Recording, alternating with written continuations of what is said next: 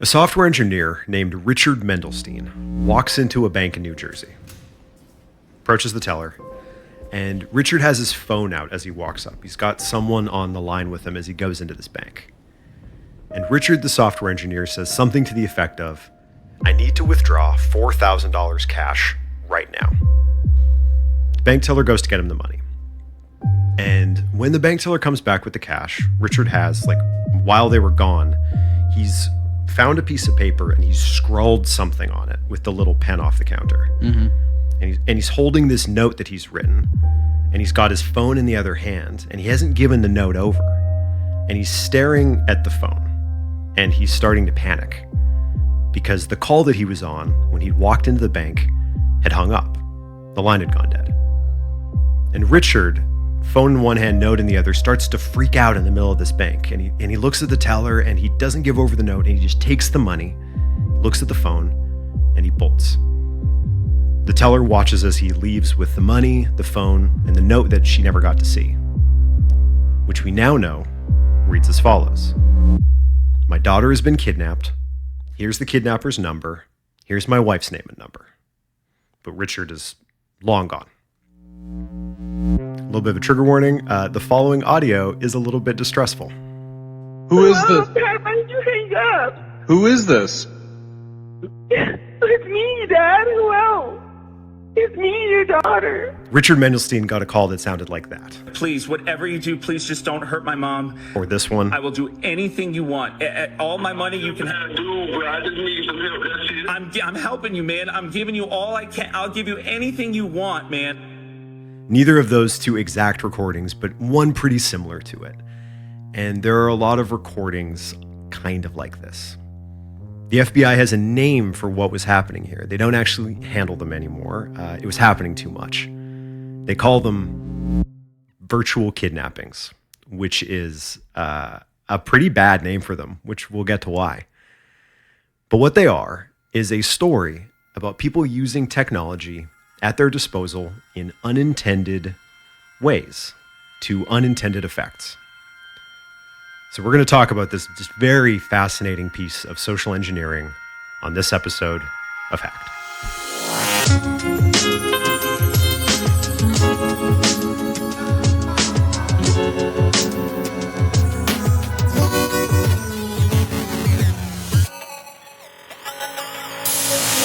Scott, how you doing? I'm doing great, Jordan. How are you? I'm doing good. You staying warm over there? I was very warm yesterday, not so warm today. Question for you. What is the best way to support this show? Well, if you own a dropship mattress company, we'd love to have you as a sponsor and advertiser. But I think for the average listener, the easiest way is definitely Patreon. Patreon.com/HackedPodcast. Best way to support the show, according to Scott. According to me. Yeah, and I'm rarely wrong. You heard it here first. Patreon.com/HackedPodcast if you want to support the show. Big thanks to all of our patrons on Patreon, because this month, this episode, we are going to be hitting a pretty big milestone. This one, if all goes according to plan, is going to be our 1,000,000th download. Let's go. Congratulations, Scott. Congratulations to you too, Jordan. Appreciate that, buddy. Big milestone for us. Thank you to everyone who's been kind of just listening from day one a bajillion years ago. Everyone who stayed subscribed when we stopped producing it for a hot second there. Thank you. Yeah, there was a whole TV venture that spun up and spun down. You know, we've been. Our story has multiple arcs. Our story has multiple arcs. So.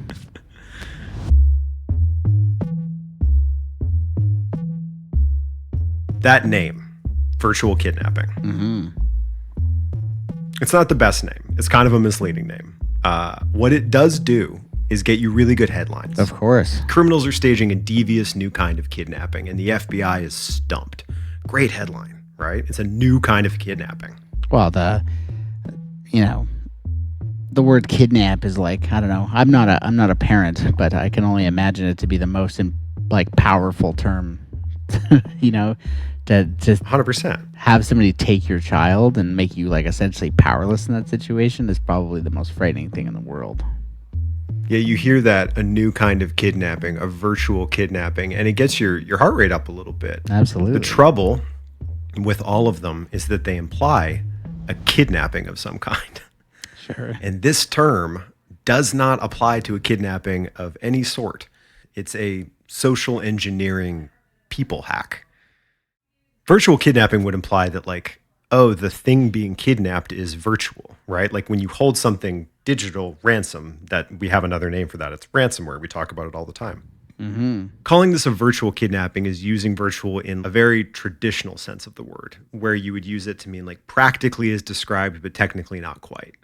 The way you might say there's virtually no way that could happen, or there's virtually no way to control that. Mm-hmm. Basically, for all intents and purposes, but not technically quite, for, a small exception. And the exception in this case is the kidnapping part. So virtual kidnap actually just means not kidnapped. It means like a fake kidnapping, like a theater, like a Theatrical kidnapping kidnapping. ruse. Which brings us back to Richard Mendelstein, not his real name, the morning all of this kicked off. Richard, 56 years old, software engineer at Google, who, according to the coverage of this by David Kushner, is the kind of guy to like watch out for phishing schemes and not click on funny links and store his password in like a little encrypted folder. Knows what's up when it comes to cybersecurity. Sure, he's passed the corporate cybersecurity checklist exam every year. He challenges the test. He gets through it, no problem. He knows what's up. He's got it figured out. He knows what the term phishing means, and he tells his friends about it. I gotcha. I know who we're talking about. And July 29th at 11 o'clock in the morning, Richard gets this call. Richard's daughter has been attending Northwestern University as a junior. And Richard gets this call, and his call, like all of these calls that happen all over the world, goes basically the same way. Richard hears, It's me, your daughter. at which point someone grabs the phone away and says, Listen very carefully. We have your daughter. If you do exactly as I say, nothing will happen. I just want money. Don't hang up. Don't talk to anyone. Don't take any calls. Don't text. at which point the other big character in this whole story, Richard's wife, walks into the room. She asks, "Are you okay?" But the kidnapper is still on the line with Richard and just told him not to talk to anybody and told him, I can hear everything. So Richard doesn't say anything because he doesn't want to get his daughter hurt. And in what I'm sure was like a really awkward moment in their kitchen, staring at his wife, holding his phone, he just gets up, walks out of the room, walks outside, gets into his car, and drives off, leaving his wife just like standing there in her kitchen with no clue what is going on. Yeah, confused. Richard, at this point, is now following the kidnapper's instructions and is driving to the bank from the opening story. And on the way, the kidnapper is like making him rattle off all the street names as they rush by to prove that he's actually heading to this bank. And Richard's phone is lighting up with, "Hey, husband, like, where did you go? That was scary and weird," text messages and calls from his wife. But he can't take them because the kidnapper is on the line with him listening the entire time, keeping him on this call. He's always being kept on this call, which is a big part of this, and we'll talk about that later. Sure. He gets to the bank, he goes inside, he writes the note, doesn't give it over, and he walks out with $4,000 in cash. But while he was in there, the call, for whatever reason, got cut off. So there's this little lull, this little patch where he isn't being surveyed by these scammers, where the kidnapper can't hear him. So he calls his wife, and he gets in his car, and he starts to drive to the police station. She picks up the phone. He says, "Our daughter's been kidnapped." And she says, "How do you know?" And he says, "Because I spoke to her." Like, he heard her, right? On that phone call. That was her, right? Right? Right? Right? And right as he's ripping into the parking lot, right in front of the Montgomery Township Police Department, the kidnapper calls him back. Richard hangs up on his wife, and he answers the call. So typically in these scams, and really the social engineering phase of a lot of the hacks we talk about here, there are like stages to it, almost like an act structure. And the closer you can keep it tuned to that act structure, the better it's going to go. Of course. Yeah. And it's at this point that that order gets shuffled just enough as to start to unravel. The whole point of like a people hack like this is that the line never goes dead. There's never a moment where you're not like adrenaline pumping on the line with the kidnapper. Sure. Yeah. You're fighting anxiety. You're constantly just trying to solve this situation. You're in panic mode. Oh God, I got to fix this. And for Richard, that's basically what happens. Aside from this little blip as he's walking out of the bank and he calls his wife, aside from that, he is on the line the entire time. And as soon as he gets to the police, the kidnapper calls him back and he's back in it. He's back on that roller coaster ride. But because the call got cut off and he was able to ring up his wife, who Richard just hung up on, she is now sitting there in her house going like, oh my God, what is going on? Who are these people? Do they have my daughter? What is happening to me right now? I can pick up my phone and I can call the daughter and I can do all where the husband can't. She's not on the roller coaster ride driving around like Liam Neeson taking. Yeah, she's free to have the very rational thought that you just did. I should probably try calling my daughter. Mm-hmm. And her daughter picks up and says, presumably like, hi, Mom. What's going on? What's good? What's new in your world? Yeah, what's good? How's Dad? How's Dad doing? And she says, Dad says you've been kidnapped. And the daughter goes like, no, I'm good. I'm fine. But the first thing the mom thinks is like, oh, maybe this is all part of the ruse. Mm-hmm. So she makes her daughter FaceTime her to prove she's not like at gunpoint. And her daughter shows up on the camera and she's fine. And so the mother says like, where are you? And she says, with a friend. The mom says, let me see the friend. And the friend like leans into the FaceTime frame, this little wave. And once the mom is convinced that her daughter's okay, and the adrenaline starts to kind of wear off, and the sharpness starts to get a little bit fuzzier, she's gotten off the ride, like the engineering has failed, the act structure has been broken. Yeah, exactly. You've been removed from the play. Now they broke the third wall. They turn the lights on in the theater, and you can see that the floor is a little sticky. Yeah.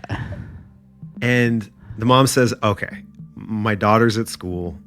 She hasn't been kidnapped. She's okay. And the next question that pops into her head is, where the fuck is my husband going with $4,000 cash? And who is going to be there to meet him? We're going to get to that right after the break.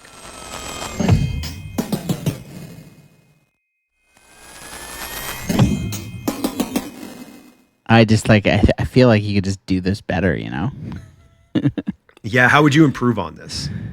I think the first thing I would do is, I would make sure that I was in control. Like, let's lean into the virtual side of this and the digital side of this. Sure. Like, if you digitally kidnap somebody, i.e., you were to take control of their mobile phone or have control of their social, social networking, Instagram, etc., you could make it much more convincing. Like, imagine the phone call came from the daughter's cell phone, rather than just some clever. Random number. Like, I feel like they could be better at this, and that's probably not a great thing to say, but it's like just like, I get that it works, and it's essentially like a hard ruse where you pull somebody into an emotional window and like you feed them full of adrenaline and then you force them to do something, or else under the guise of a serious threat to their close family. But I feel like from the hacked perspective, from the digital perspective, I feel like they could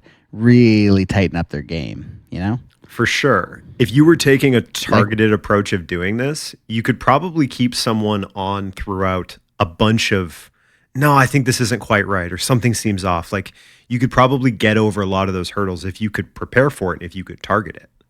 Well, I just think about like we've talked about some pretty amazing digital heists on this show, where it comes to getting people access to people's cell phones to bypass two-factor authentications to get into their Bitcoin. We've seen and talked and discussed about people going farther, doing more, And, this just seems like a lazy ransomware method where it's like we just call people until somebody bites. Yeah.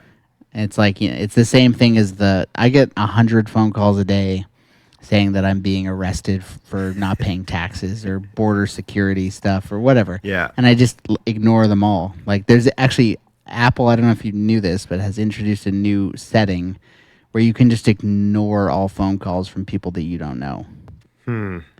Which is like, in a business perspective, is like a scary thing to do. To be like, oh, it's an unknown number, just send it to voicemail. Yeah, it's going to hurt. But it's like, there's certain days that go by that I get like 95 of these like spam phone calls. It's like, I haven't bitten on the first 2,000 of them. Why do you think the 2001st one's going to work on me? Sure. Yeah.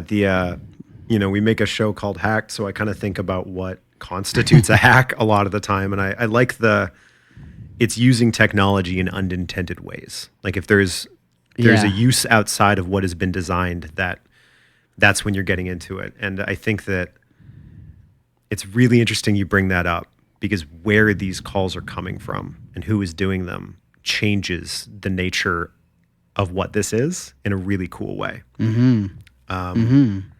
I also get a lot of those calls. I've never gotten one of these calls before. The calls I get are, I think, the same one you just mentioned. I get the CRA call, which is the Canadian version of the IRA, like the you've been flagged or your name. IRS, Yeah. thank you. I get the sense, I don't know what to do with this thought, but I get the sense these are really common up here in Canada. And I presume over time, like the most effective tactics for those calls become the most common until their commonness reduces their effectiveness, if that makes sense. Yeah, 100%. And I find it really interesting that here in Canada, the most common like emotion they're trying to get at is like, oh, you broke a rule.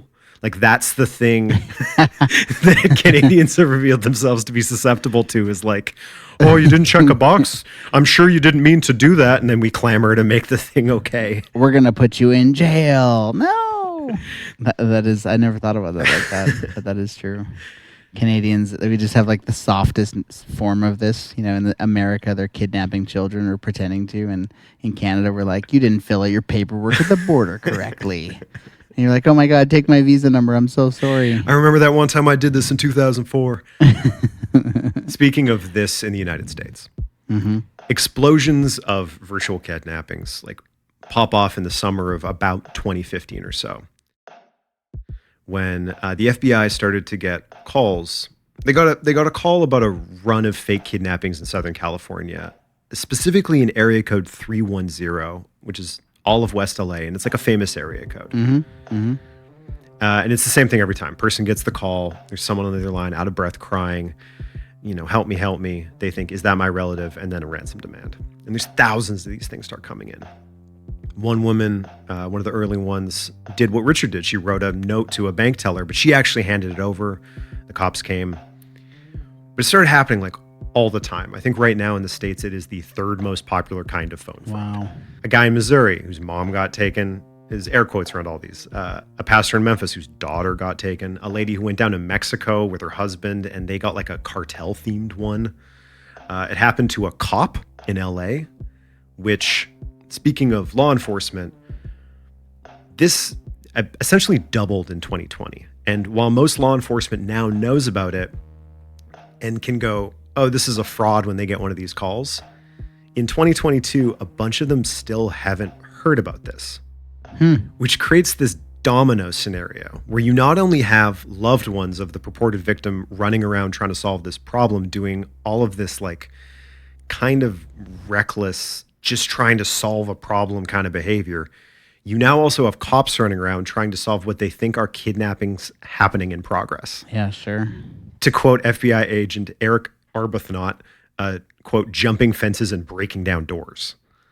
So you have fake kidnappings prompting very real chaos. Sure, real fake kidnappings prompting real responses. All starting with just that little social engineering glitch moment of someone crying on a telephone. It's amazing. You've got to imagine how many people get that call that don't even have kids.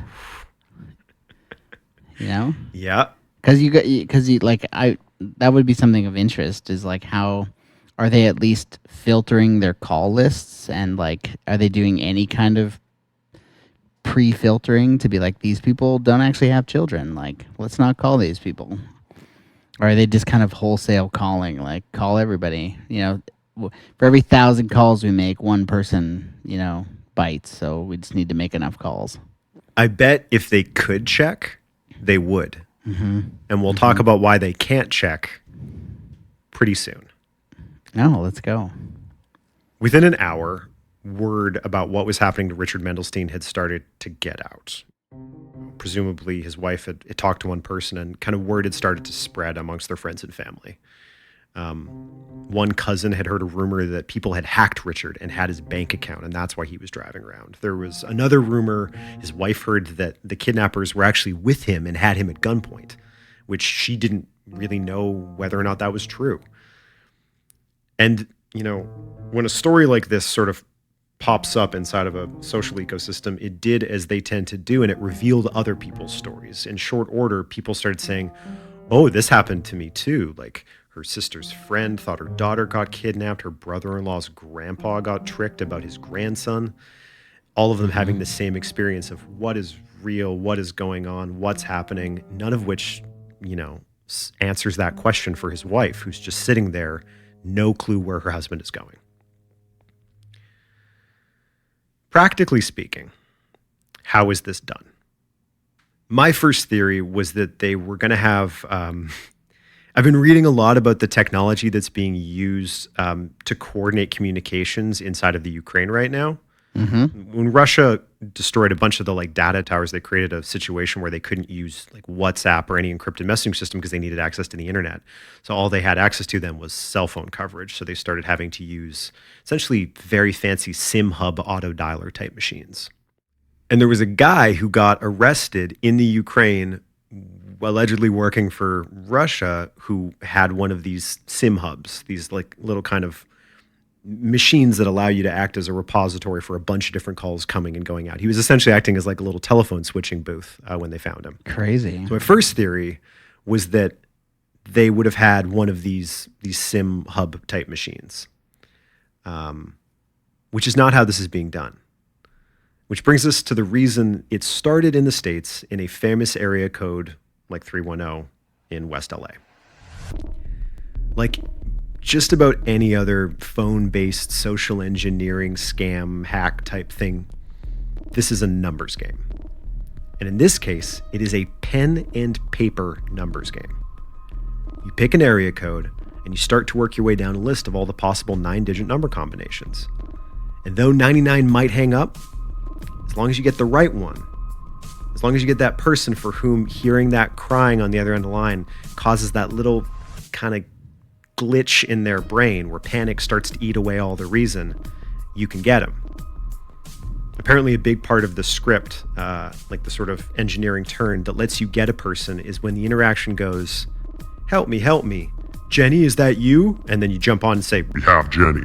and they go, oh my God, they have Jenny. Sure, of course, yeah. Because you revealed that the person's name was Jenny. And you just keep moving. And they kept Richard moving. In his car, on the line, having just left the police station, upstate to a town called New Brunswick, to this specific location. The kidnapper knew the streets. He knew exactly where he was sending Richard. And Richard is driving, and he doesn't know what's going to be at this address, but he is taking $4,000 there. It turns out that Richard was being directed to a very dodgy money wiring place where he was told where to send the cash. There is a community outside of Houston called the Woodlands. It's like a rich neighborhood, a lot of oil money. And a couple years ago, one of these calls unfolded there, exactly as you'd think it would. Mother gets the call. She hears the crying. They say, we want $25,000. She goes to get the money, and she takes it to the drop point. The difference in this case is the drop point. Instead of a money wiring place in a bad part of town, it was an elementary school near Houston. She was told to drop it off in a garbage can and someone's going to come pick it up. At which point, a woman named Yannette Rodriguez Acosta came and got the money from that garbage can and was spotted by a surveillance camera. And a SWAT team picked her up shortly after. Wow. And it is here that we find out where these calls have been coming from, who has been doing these calls, why they've been doing it in the very analog pen and paper way that they've been doing it. Yannette, who picks up the money, is the girlfriend of a man named Ismael Brito Ramirez, a 38-year-old serving time in Mexico City on murder and kidnapping charges, currently in a prison. We're not going to dip our toes into the world of like physical in real life kidnappings in Mexico. It's way too big. It's way beyond the scope of this episode. Yeah, absolutely. But starting in about 2006, Vox described it as they essentially became democratized. It went from being something that happened to high value, high profile targets to something that would happen to like a teacher, something kind of that affects middle class people. People get more afraid of it happening, which then opened the door to this thing that we're talking about, which is social engineering surrounding that fear. Where people are so scared of kidnappings because they happen so much that you don't even have to kidnap anybody. You just have to convince someone that you have. Sure. Where like fear of one crime becomes the main ingredient in another. Which is all to say that this guy Ramirez, Yannette's boyfriend, finds himself in prison. And he's heard about virtual kidnappings. He knows about this. It's a thing. It's all very profitable. And Ramirez has this little advantage, which is that he speaks English with a super accurate American accent. And it gives him this idea to export this grift to a place where they don't know about it yet, where it's not this like super familiar story. It's not like a Nigerian Prince email that everyone's heard about it. It's like, it's a surprise. Sure, yeah. People aren't desensitized to it yet. And who has time 7 days a week, 12 hours a day to make call after call after call, horrible success rate be damned until someone bites? I feel like you already answered this, but I'm shocked that prisoners have that much phone time. But I guess they probably get cell phones in jail. So Ramirez gets a bunch of burner phones. And apparently that's a big part of it.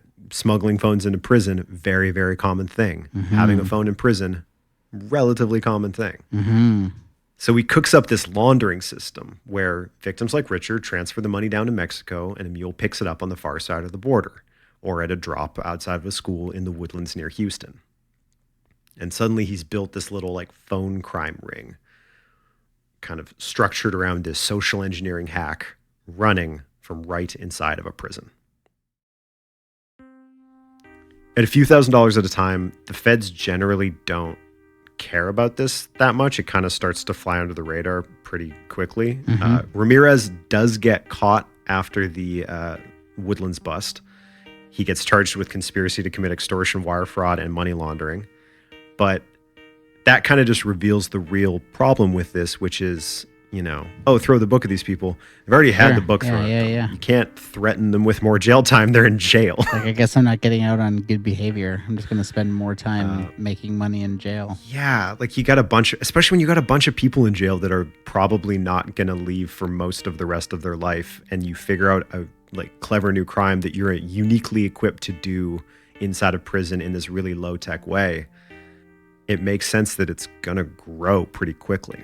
And especially like the outsourcing, I'm sure you can bring other prisoners in from other institutions and just build the corporate structure, Which it does. It spreads other cities in Mexico and then down to Puerto Rico and the Dominican Republic. In Tamaulipas, prison officials tried to install equipment that would prevent inmates from making calls on the cell phones they've smuggled in. But the technology that they used was so powerful that it turned off service throughout most of the city. And when you think about it, with just how many people are in prisons, at a certain point, this turns into what a lot of hacking stories do, which is you're going up against the hive mind. Even if you come up with a solution, it's only a matter of time before one of 100,000 people comes up with a solution for your solution.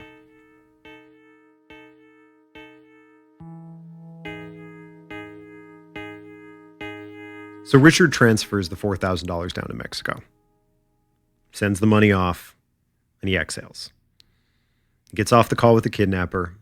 He's standing there in the parking lot, and he checks his texts. And he sees a bunch of stuff from his wife. So he calls her up to find out what's happened. And he finds out his daughter is okay. He got hacked, he got tricked, but all is well. Richard The thing I find interesting about this is that Richard is a software engineer at Google. Like, he knows what a phishing scam is. If we knew his real name, it is not unreasonable to think he could probably be a subject matter expert on something on this show. Sure, yeah. The idea that he would ever get a scam email or a text or see a pop-up or answer almost any other kind of call, like you said, that would result in him at a money wiring place sending a weird amount of cash to Mexico is preposterous. But social engineering is really, really powerful. And it functions almost like a joke, where it doesn't work as well if you've heard this one before. But if you aren't familiar with the punchline, it can kind of catch you off guard a little bit. Like it'll sneak up on you. That a guy like him would get got by it, I find that very, very fascinating. And it makes me think that maybe it's not a kidnapping call, but that there's some kind of call or text or message I could get that would make me fall for something like this too. Everybody has a trigger, right? You know, whatever it is. Thanks for listening, everybody. Looking based on last episode's downloads that we've got a bunch of new folks who have joined us, maybe for the first time. If that's you and you've made it to the end of this episode, thanks. Really appreciate you being here. Happy to have you. Let's cite a couple sources here. First up, the big one in this is We Have Your Daughter by David Kushner, ran an insider. It was a big source for this, and it is a interesting, punchy read. And there's more to that story than we got into in this, sort of outside of the hacked scope. So if you're interested in this, highly recommend you check that out. There's also Vox's piece by Rory Smith on the democratization of kidnappings in Mexico. Also a fascinating, interesting story. Again, outside the scope of this episode, but totally worth a read. Thanks again for joining us, and we will catch you in the next one.